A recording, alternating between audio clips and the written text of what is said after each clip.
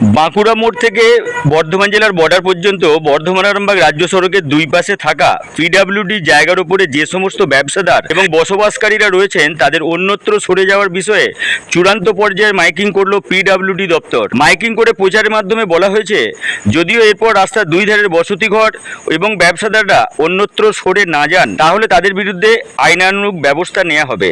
Miking করার পর এলাকার ব্যবসাদাররা কি জানালেন শুনবো। পূর্ত দপ্তরের সরকারি জায়গায় নির্মিত দোকান বাড়িগুলিকে অতি শীঘ্রই সরিয়ে নেবার জন্য অনুরোধ করা হইতেছে, অন্যথায় আইনানুগ ব্যবস্থা গ্রহণ করা হইবে। যে বাজারগুলির রাস্তা সম্প্রসারণ করা হইবে সেই বাজারগুলি হল গৌরাঙ্গ রোড, বাবলকপুর ক্যানেল পুল, সগরাই বাজার, বাদুলিয়া বাজার, সিটকা ক্যানেল পুল, রাধা বাজার, আমিলা বাজার, শেহারা বাজার, লাইকা বাজার, শ্রীধর লাইকা বাজার, মঙ্গলমারি, মিরেকোটা, হিজিরকোট, উচালন বাজার, উচালন আমতলা, কেউটে বাজার, দুলচান বাজার, মণিহারি ঢাল। এত দ্বারা জানানো হইতেছে যে পূর্ত দপ্তর কারণে এই যে পূর্ত দপ্তর থেকে মাইকিং করা হচ্ছে তাদেরকে করে দেওয়ার জন্য, এর ফলে কতটা ক্ষতি হবে ব্যবসাদারদের এবং কতটা উপকৃত হবে সাধারণ মানুষ? ক্ষতি বলতে ব্যবসাদারদের প্রচণ্ডভাবে ক্ষতি হচ্ছে। এই কিছুদিন আগে ডিবিসির সংস্কারের জন্য মানুষকে সব সরে যেতে হলো, সব দোকানপাট সরিয়ে নিল, পিডব্লিউর উপর কিছুদিন ব্যবসা করলো, ব্যবসা করার প্রতি বাজারে বাজারে পিডব্লিউ থেকে মাইকিং করা হচ্ছে, তারা এটা সরিয়ে দিচ্ছে। কারণ এই ব্যবসার উপর অনেক ফ্যামিলি আছে যা তারা এই ব্যবসার উপর নির্ভর করে তাদের চলতে হয়, কারণ তাদের অন্য কোনো ব্যবস্থা নেই।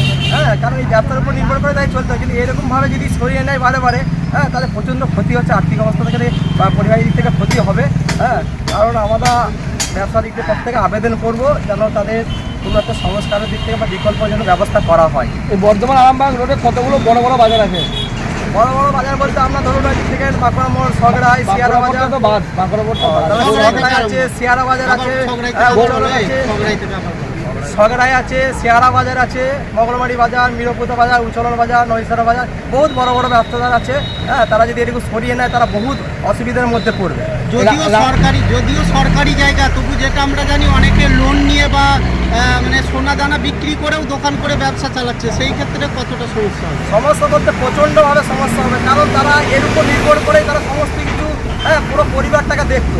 এমন এমন ব্যবসাটা আছে যে ব্যবসার উপর নির্ভর করেই তাদেরকে চলতে হতো, আর অন্য কোনো বিকল্প ব্যবস্থা তাদের নেই। কিন্তু এরকম সরিয়ে নিলে তারা প্রচণ্ডভাবে ক্ষতিগ্রস্ত হবে।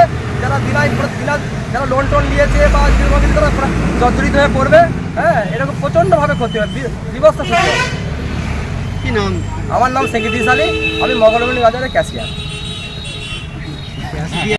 সমস্যা তো একদম ভরপুর পড়েই আছি, একেবারে গলা অবধি ডুবে গেছি ধরতে গেলে। আজকে আমি এখানে 25 বছর ব্যবসা করছি, জমি যাওয়ার সেরকম কিছু নাই।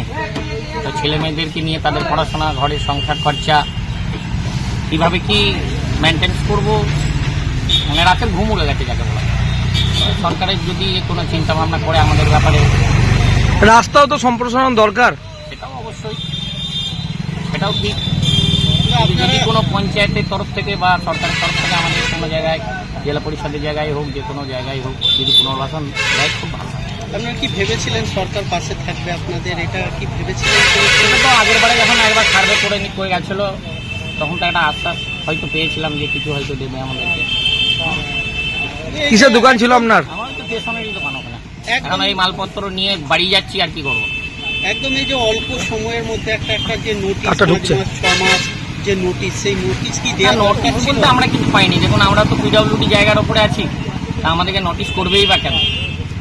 যার মানে শুধু মাইকিং করে দিল, শুধু মাইকিং করেছে এবং কত ফুট নেবে না নেবে সে ব্যাপারেও আমরা এখনো পর্যন্ত জানতে পারি। মানে ওদের জায়গা ক্লিয়ার করে দিতে হবে। এটাই প্রচার আছে, কিন্তু আমি যেভাবে রাস্তা হয়ে আসছে দেখতে পাচ্ছি, তাতে করে আমি 15 ফুট দূরে আছি, হিসাব মতো যাই না। আগের বারেও যখন হয়েছিল আমরা ওই ভেঙে ভেঙে চলে গেছিলাম, আবার কিন্তু সেই জায়গাতেই প্রায় 12-13 বছর হল ব্যবসা করছি আপনার নাম? সেই জায়গাতে।